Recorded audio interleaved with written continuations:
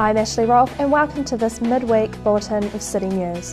Ahead tonight, police are disgusted by the drunken behaviour of a mob of young people. Keen local fisherman Jimmy Wiggins had a fight on his hands. And in sport, Rotorua is home this week for 34 of the country's top women rugby players. Those stories and more tonight on City News. Thanks for joining us. Police are disgusted by the drunken behaviour of a mob of young people after a brawl erupted outside a 21st birthday party at a Rotorua bar. Officers who attended were assaulted and abused by both people fighting and onlookers who were egging on the brawlers outside the Grumpy Mole Saloon in Rotorua's Central City on Saturday night. Senior Sergeant Dennis Murphy said all of those involved should hang their heads in shame. The fight allegedly started when revellers who had left the bar were refused re-entry at about 11:40 p.m. The latest data released by Quotable Value shows that tradesmen in the Rotorua area are likely to continue to find it tough for some time. The March figures show that house prices in Rotorua were up by less than 3%, a figure matched by our neighbours in Tauranga. Keith Roberts, director of builderscrack.co.nz, a website for arranging quotes from tradesmen, says they expect an increase in renovations over the next few months as confidence returns with improved household wealth levels.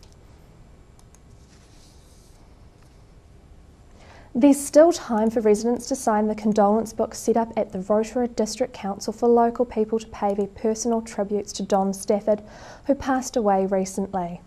Mayor Kevin Winters said that it is an opportunity to pay tributes to the loved and respected local historian.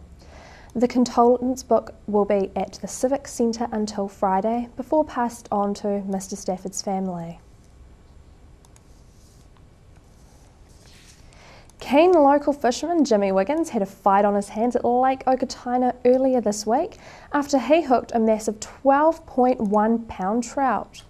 After a 20-minute struggle to bring it to the surface, his fishing mate netted the jack but struggled to pull it on board. The trout was taken away to be stuffed and will be displayed. And in sport news tonight, Rotorua is home this week for 34 of the country's top rugby players for a training camp in preparation for the Women's World Cup in England later this year. The camp in Rotorua is the first of two planned over the next 6 weeks. Black Ferns coach Brian Evans said that the proposed camps will prepare his players for the Women's World Cup. The 26-player squad for the IRB Women's World Cup will be named in late June. Into your weather for Rotorua and surrounding areas. Cloudy but fine, westerly change, low of 10. Tomorrow, Thursday, mainly fine with westerly winds, high of 19, a low of 12. And then long range through to Friday, brief showers clearing, southwesterlies, high of 19, a low of 7. Marine forecast for Lake Rotorua tomorrow, Thursday.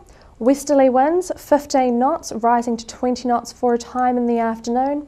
Waves about half a metre, fine weather.